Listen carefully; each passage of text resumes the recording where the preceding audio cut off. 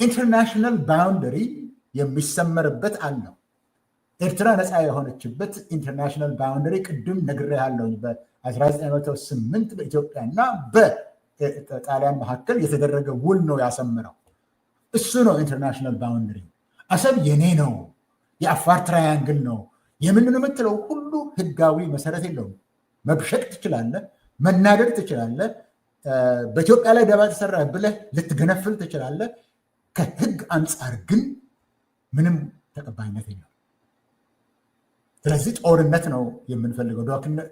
ዶክመንት እኮ ከዩናይትድ ኔሽን እኮ ዶክመንት ቢፈልጉ እኮ ያንን የሚመለከት ዶክመንት ዓለም አቀፍ ህግን የሚመለከት በዩናይትድ ኔሽንስ እኮ ያን ጊዜ ኤርትራ ስትጽፈው የነበረው ሲጻጻፉ የነበረው አለ። እሱን ነው መታችሁ አታዩትም? እሱ እኮ አለበት። ከሁሉ በላይ ግን ለምንድን ነው የኢትዮጵያ መንግስት መሪዎች እና አንዳንድ ልሂቃን በዛን ጊዜ ህወሓት እኮ ከቲፒኤልኤፍ ጋር ከኦኤልኤፍ ጋርም ሆነው ደርግን አሸንፈው ነው የገቡት። ደርግን አሸንፈው ከገቡ በኋላ ነው በታሪክ የኛ ነው እንዳይሉ በታሪክ ኤርትራ የኢትዮጵያ አካል በነበረችበት ጊዜ ነው። እሱም ራሱ ብዙ መደጋገም አያስፈልገኝም በዚህ ጉዳይ ላይ ትክክል አይደለም። ለማንኛውም ኢትዮጵያ ወደብ ያስፈልጋታል በሚለው ጉዳይ ላይ የአንድ ሰው የአእምሮ ፍልስፍና ሳይሆን ተቋማዊና ብሔራዊ መግባባት ካለ መግባባት ያስፈልጋታል ከተባለ ካለ ምክንያቱም እኔ ይኸውልህ የኢትዮጵያ ህዝብ ውስጥ ወደባችን ይመለስልኝ የሚል ጥያቄ አልሰማሁም። በፖለቲካ ክርክር ውስጥ ሰዎች ሲሉት ሰምቻለሁ። ሰላማዊ ሰልፍ የወጣ ግን አላየሁኝም። ፕራዮሪቲ ያለው አንድ መንግስት። ስለዚህ የብሔራዊ ጥቅም ጉዳይ ነው ተብሎ ስምምነቱ ከንግግር በኋላ ከውይይት በኋላ ከተደረሰበት ያን ጊዜ ህጋዊ ከሆነ በህጋዊ መንገድ ትሄድበታለህ። ህጋዊ መሰረት ካለ ጉልበት አለኝ በጉልበት ደግሞ ወስዳለሁ ካልክ ደግሞ ጉልበትን አድርገህ ልትሄድበት ትችላለህ። ያስፈልግ የሚለው ብሔራዊ ጥቅም ላይ ከደረስክ አሁን ባለው ተጨባጭ ሁኔታ የኢትዮጵያ የኢኮኖሚ ተጨባጭ ሁኔታ ጦርነትን ለመደገፍ የኢትዮጵያ ህዝብ ያለው ስነልቦናዊ ዝግጅት፣ ወታደሩ ለመዋጋት ያለው ዝግጅት በሎጂስቲክስም በቁጥር ጊዜያችን ስለሄደ በዚህ ውስጥ አልሄድበትም። በብዙ በነዛ ሁሉ ዝግጅት አድርጋለች ኢትዮጵያ። የወታደራዊ ቁመናው፣ የህግ ቁመናው፣ የህዝብ ድጋፉ፣ የስነ ልቦና ዝግጅቱ፣ የሞራል ድጋፉ አለ ቢባል እንኳን በአሁን ሰዓት አይከድበትም። ኢትዮጵያ በብዙ ጦርነት የታምሳ ባለችበት ሰዓት የሚከድበት አይደለም። ነገር ግን አሁን እንዳልኩ ወደብ እንፈልጋለን ብለዋል። ይሄ ከማን አእምሮ ነው የመነጨው? አንድ ቀን ቁጭ ብሎ ስላይድ አዘጋጅተው ኢትዮጵያ በቀይ ባህርና በሬድ ሲ እና በብሉ ናይል መካከል ነው ያለችው፣ በሰማያዊና በቀይ መካከል ነው ያለችው። ያ ካሌላት አትኖርም ኢትዮጵያ ብለው የተናገረው የብልጽግናው ጠቅላይ ሚኒስትር ነው። ከዛ በኋላ ማንም ሰው ወስዶ ጮቤ መርገጥ የጀመረበት ጉዳይ ነው። ይሄ ቀላል ነገር አይደለም። የሰው ልጅ የሚሞትበት ነው። ጦርነቱን እንዳለው በቴክኖሎጂ እንኳን ለማሸነፍ ቢችል ልታቆየው የማትችለው ነገር ላይ ለዘላለም እንደገና ጦርነት መክፈት አስፈላጊ አይደለም። እነሱ የሚሉት የታሪክ፣ የጂኦግራፊ፣ የዴሞግራፊ፣ የጂኦፖለቲክስ፣ የህግ ኬዝ ያነሳሉ። እነሱን ካስፈለገ ሌላ ጊዜ ሄድበታለሁ። አሁን ግን ለኢትዮጵያ አይጠቅምም። ይሄ ለኤርትራ አይጠቅምም፣ ለኢትዮጵያ አይጠቅምም፣ ለትግራይ አይጠቅምም። ውድመትን ሊያመጣ ይችላል። የሰው ልጆችን ደም ሊያፈስ ይችላል። ይደርሳል። ይሄ ሁሉ የተፈለገው ነገር ግን ከግብ አይደርስም። ይህንን እወቁ። ለኢትዮጵያ ህዝብ የምናገረው ይህንን ነው። ጊዜው አሁን ነው። ስምምነት ቢኖርም ጊዜው አሁን አይደለም። የምናልቅበት ጊዜ አይደለም። ሰላም የምንፈልግበት ጊዜ ነው። በሀገር ውስጥም ከጎረቤቶችም ነው። አመሰግናለሁ። እንግዲህ እየጨረስን ነው። ስለዚህ አሁን አብይ ከኤርትራ መንግስት ጋር ተስማምቶ ትግራይን ወቅቷል። አብይ ራሱ ነው። ይህንን ማንም ሰው አልረሳም። ከዛ ጦርነቱንም አልጨረሰም ከትግራይ ጋር ያለው አሁን እሱንም ወደዛም እየተመለሰ ነው። የባህር በር ግን በተለይ ከትግራይ ውስጥም የተወሰኑ ሰዎች ይህንን የባህር በር ጥያቄን ይደግፋሉ ብሎ አብይ ፈልጎ ነበር። ሁለተኛ ደረጃ ላይ ደግሞ የአማራን ድጋፍ በዚሁ በባህር በር አጀንዳ ድጋፍ አገኛለሁ ብሎ ካልኩሌት አድርጓል። ለፕሮፓጋንዳ ብቻ ከኦሮሞ ኢሊቶችም ይሄ ውላገላና የሚባለው ባህር በር ያስፈልገናል ብሎ ድጋፍ ለማግኘት ቅስቀሳ አድርጓል። ይህንን አጀንዳ ስር ለመደበቅ ሞክረዋል። አብይ አሁን ሲሪየስ እየሆነ እየመጣ ነው። ሲሪየስ ሆኖ እየመጣ ባለበት ጊዜ ደግሞ ፈርቷል። አብይ ጥያቄው ምንድን ነው? ለ2 ዓመት ተከታታይ ይህንን ፕሮፓጋንዳ እየተጠቀመ እዛ ስር እየተደበቀ ሌላ አጀንዳ እንዳይነሳ አድርጎ የባህር በር ዜናው ይሄ ነው። የኢትዮጵያ ሕዝብ ጥያቄ አይነሳም። የፍትህ ጥያቄ የለም። የሰላም ጥያቄ የለም፣ አይነሳም። በኢትዮጵያ ቴሌቪዥን በሚዲያ አይነሳም። የዳቦ ጥያቄ የለም። ነገር ግን የባህር በር ምናምን ነገር እንደ መሳሪያ እንደ ጦር ተጠቅሟል። ነገር ግን አሁን ከ2 ዓመት በኋላ ፈርቷል አብይ። ፍራቻው ከየት ነው የመነጨ? ፕሮፌሰር እስኬል በዚሁ ፍራቻው ከየት እንደመነጨ እሱን ከገለጽክልኝ በኋላ ያለው አጠቃላይ መፍትሄውንም አቅጣጫ ሰተን ከዛ እንጨርሳለን። እሺ ጥሩ አሳጥረዋለሁ። ግን አንድ የሚያስቅ ነገር ላንጣ እዛ ላይ ነገሩ ወደብ ማግኘትና የባህር በር ማግኘትና የጦር የባህር ኃይል ቤዝ ማቋቋም የተለያዩ ነገሮች ናቸው። ይህንን ለይተው አያወሩም እነሱ። ሶስቱም የተለያዩ ነገሮች ናቸው፣ ግን ደባልቆ ነው የሚያወራው። ትንሽ እንዳው ያንን ፍላሽ አውት ለማድረግ ኢትዮጵያ ፈጣሪ ምስክር ተጠርቶ ለፈጣሪ ምስጋና ገብቶ ኢትዮጵያ ወደብ አገኘች ተብሎ አልተነገረም ወይ? በኢትዮጵያ ቴሌቪዥን አግኝታ የለም እንደ ኢትዮጵያ የት ደረሰ ያ ወደብ?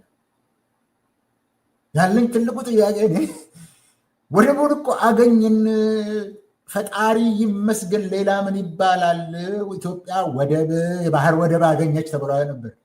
አስተውሉ ሰዎች፣ የት አለ ያ ወደብ? ያ ነዳጅ የት አለ? የት አለ ያ የፈለቀው ነዳጅ? የት አለ ያ ሚራክል እድገት? የት ነው ያለው? ይኸው ለማለት የፈለግኩት አሁንም የሚነገራቸው ነገር የባህር ወደብ የማግኘት ጉዳይ አይደለም። ይህንን ደጋግማችሁ ሰምታችኋል። አይደለም፣ የባህር ወደብ ጉዳይ አይደለም። የስልጣን ጉዳይ ነው። ስልጣንን የማቆየት ጉዳይ ነው። ፈርቷል ላልከው ያልፈራበት ጊዜ የለም። ድፍረቱ ሁሉ የሚመጣው ከፍርሃቱ ነው። የዚህ ሰውዬ ድፍረት ጀግንነት አይደለም ያልኩት፣ ድፍረት ሁሉ የሚመነጨው ከስጋቱ ነው። ስጋት ስላለው ሳይቀድሙኝ ይቀድማለሁ ከማለት ነው። ሁልጊዜም የሚፈራ ነው ማለቴ ነው። ምነው በቲፒኤልኤፎች ሊገሉኝ ነበረ፣ ለዚህ ብዬ ማታ ጠመንጃኝ ታቅፌ ነበር ብሎ ድሮም ሲነግራቸው አልነበረም እንዴ? ማንም ስለሱ ጉዳይ ስለ የት እንዳለ ስለማያውቅ ወያኔንና አጀሱፍ ትርት ደገና አቀዌ ኮን ቀበጤትን በጤ ብሎ ሲል አልነበረም እንዴ? ሰው ተለይቶት አያውቅም። ፍርሃት ተለይቶት አያውቅም። ድሮም አለ። ስጋቱ ነው ድፍረቱ። ለዚህ ነው የሚቀድምና ንጹሐን ሰዎችን ደም ሲያፈስ የሚውለው። አሁን ግን የፈራው አንደኛ ቅድም የተናገር ወደብ ከፈለክ ወይ በህጋዊ መንገድ ወይ በኃይል። አሁን በኃይል ነው የምንሄድበት ነው ያለው አይደለም ለሆላሉም የዚህ የቺፍ ኦፍ ስታፉም ሁሉም ያንን ነው። በጦርነት ነው የምንሄድበት ነው አይደለም? ያው በጦርነት ነው የምንሄድበት። የግድ በባሌም በቦሌም በምንትስየም ይላሉ። በጉልበት የምንሄድበት ነው። ለዛ የሚሊተሪ የኢትዮጵያ ጦር ዝግጅት አስፈርተውታል። ዝግጅቱ አሁን የለም። ለምን 7 ዓመት ከተዋጋ በኋላ 8ኛ ዓመት ላይ ሊደክምህ ይችላል። 7 ዓመት ስትዋጋ ሻለቆች፣ ሻምበሎች፣ ሌተና ኮሎኔሎችን ታጣለህ፣ ይገደላሉ። ኮሎኔሎች ይማረካሉ። የተማረኩትን ብሪጌደር ጀነራል አድርጎ የሚመልስበት ጊዜ ተዳክሟል ነው። ኢትዮጵያ ጦሩ ውስጥ የነበረው በዛን ጊዜ የትግራይ ጀነራሎች፣ ኮሎኔሎች፣ ሻለቆች በጣም ብዙ ነው የነበሩት። እነሱን ሁሉ አውጥቷል። ያንን መልሰ መተካት አትችልም። ስለዚህ የትግራይ ተማሪዎች፣ ሐኪሞች ቲዲኤፍ ብሎ ተነስተው እስከ ደብረ ብርሃን ድረስ ያደረሱ ተማሪዎች እስከ ደብረ ብርሃን ያደረሱ ጦሩ ያን ጊዜም አይችልም ነበር ልልህ ነው። የዛ ዝግጅት የለውም። አሁንም 1000 አሰልጥኛለሁ ነው የሚለው አይደለም። በየጊዜው ይናገራል። ከዛ ውስጥ በዚህ ይገባል፣ በዛ የሚሄድ ብዙ ነው። ስለዚህ የዛ የጦር ዝግጅት ስለሌለ ያ ሳይገባው ይቀራል ብዬ አይደለም። አሁን ጥይት እንዳልነበራቸው ትናንትና ሰምቻለሁ። ወደ 40 ሚሊዮን የክላሽ ጥይት ጉድለት ያሳያል ኢንቨንተሪያቸው ማለት ሰምቻለሁ። 40 ሚሊዮን እሱን እያራገፈለት ነው ዩኤኢ በአውሮፕላን እያራገፈለት ነው። ያ ዝግጅት አልነበረውም። በጦርነት ሌላ የሚያስፈልገ ነገር አለ፣ የኃይል አሰላለፍ። ያን ጊዜ የኢትዮጵያን ሕዝብ ድጋፍ ተሸክሞ የብዙ ክልሎችን ድጋፍ ተሸክሞ የዩኤኢን፣ የኤርትራን፣ የሶማሌን ምናምን ሁሉ ይዞ መሄድ ይችል ነበር። ያ ሁሉ አሁን የለም። ያ ሁሉ የለም። የውስጥ ክልልም ድጋፍ የለም። በአማራ በኩል ደጀን የሚባለውም የለም። በኤርትራ በኩል ያለው የለም። የኃይል አስተላለፉ አይሆንም ነው እዚህ ላይ ለማለት የምፈልገው። ያን ጊዜ ትግራይ አሁን ሊመለስብኝ ነው፣ የትግራይ ሰዎች ወይም ቲፒኤልኤፍ ሊመለስብኝ ነው፣ ወይም ሰሜን ጦር ክፍለ ጦሩ ተወጋ በሚለው የህዝብን ፓሽን አነሳስቶ ህዝብ እንዲደግፈው አድርጓል። ማንኛውም ጦርነት የህዝብ ድጋፍ ከሌለው እንደማታሸንፍ ከቪየትናም ጊዜ ጀምሮ ተምረናል። የህዝብ ድጋፍ በሌለበት አታሸንፍም በጦር ብቻ። ይሄ የለም። አሁን ኢትዮጵያ ውስጥ ለመደገፍ እንኳን የሚችልበት ያኔ እኮ ገንዘብ የሚያወጣ ስንት ዩኒቨርሲቲ ነው የነበረው። አሁን እኮ ያ ዩኒቨርሲቲ እኮ ለራሱ መመገብ እንኳን አይችልም፣ ደመወዝ መክፈል እኮ አይችልም። የኢትዮጵያ መንግስት ራሱ እኮ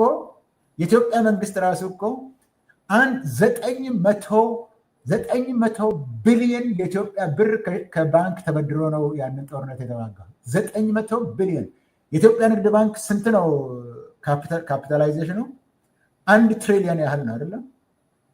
ከዛ ውስጥ 900 ቢሊዮን ትንሽ ነው የቀረው ጠቅላላው። ያን ሁሉ ከንግድ ባንክ ወስዶ ነገር ግን አሸጋሸኩኝ ከአይኤምኤፍ ወስጄ መለስኩልህ፣ እንዲህ አድርጌ ከሞት አዳንኩት ነው ያለው የኢትዮጵያ ንግድ ባንክን። እንዲህ አድርጌ ከሞት አዳንኩ፣ ገሎት ከሞት አዳንኩ ይለዋል። ስለዚህ የለውም፣ የዛ ችግር አለ፣ የኢኮኖሚ ችግር አለ። ዓለም ሁሉ ደግሞ ይሄንን አይፈልግም፣ ጦርነቱን አይፈልግም በምንም አይነት። ይሄ ያስፈራዋል። እስካሁን ድረስም የሚደግፈውና ሂድ የሚለው ዩኤኢ ነው። በዚህኛውም ላይ ውጊያው ሊመጣ የነበረው ይህንን ብዬ አቆማለሁ። ውጊያው ሊመጣ የነበረው ሄመቲ ከምዕራብ ይጀምራል፣ እሱ ደግሞ ከዚህ ይጀምራል። ከዛ በኋላ ሱዳንንም ኤርትራንም አንድ ላይ ጨርሰው ወደ ባህር በር ሁለቱም ይመጡለታል። ሄመቲ ወደ ባህር በር ይመጣለታል፣ ኢትዮጵያ ወደ ባህር በር ትመጣለታለች። የዩኤኢ ጉዳይ ነው እያልኩኝ ነው። በዚህ ጉዳይ ላይ ይችን ለማሳየት ነው እንጂ ደፋ ቀና የሚለው ለዚህ ነው እንጂ የሚልፈሰፈሱት ለጦርነት ለመሄድ ያላቸው ዝግጅት ትክክል አይደለም፣ አልበቃም። ፍርሃቱ ከዚህ ነው የሚመነጨው። መፍራት ደግሞ ሙያው ነው። አመሰግናለሁ። እንግዲህ አጠቃላይ አብይ ፈርተዋል። ፍራቻውን ደግሞ አንተ አንድ በአንድ ከሚሊተሪ ዝግጅነት እስከ ኢኮኖሚ እስከ ዓለም አቀፍ ሁኔታዎች ከውስጥ ድጋፍ የአዲሱ የአሰላለፎች በኦሮሚያ በአማራ ክልል እንቅስቃሴዎች ይሄ ሁሉ ተደማምሮ አብይ ፈርተዋል። በውስጥ ደግሞ አሁን የኢኮኖሚ ችግር አዲስ አበባ ጭምር ሰው አንቆ ሊይዙ ነው። አብይን አንቆ ለመያዝ እየሞከረ ነው ህዝቡ።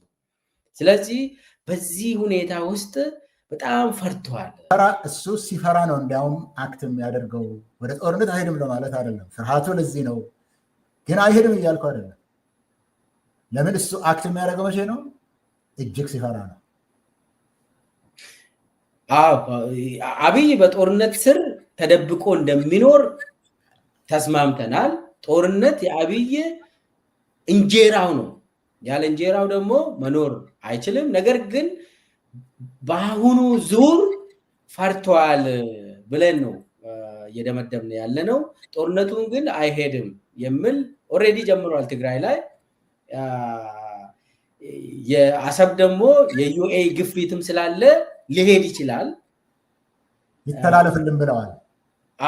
ስለዚህ ጦርነቱ በጥቅምት አጋማሽ ሊጀምር ነበር፣ ኦክቶበር አጋማሽ ላይ እንዲጀምር ነበር። ይተላለፍልን እስከ ኖቬምበር መጨረሻ ብለዋል። አሁን ደግሞ እንደምሰማው ፌብሩዋሪ ይሆንልን። ልክ ዝናቡ እንዳበቃ ነበር የሚሄዱት። ሄምቲ ጀምረዋል በዛ በኩል። ይሄኛው ግን መጀመር አልቻለም። መጀመር የነበረበት በኦክቶበር አጋማሽ ነው፣ ዝናቡ እንዳለቀ። ትግራይ ላይ ጀምሯል። ነገር ግን በሌላው እየፈራ እየተቸረ ነው ያለው። ያው ከተማውን ላለት ጥይቱ ምናምኑ ሊሄድ ይችላል። ግን አሁን ጠይቀው ያሉት ከኦክቶበር አጋማሽ ከጥቅምት አጋማሽ ወደ ህዳር መጨረሻ ይሄድልን ተብሏል። ሌላም ጥያቄ አለ። በሚቀጥለው ዓመት ፌብሩዋሪ ላይ ፀሐይ ገና ስትወጣ ይሻለናል፣ ድሮኑም ያኔ ነው መብረር የሚችለው እያሉ ነው። እችን ለመጨመር ነው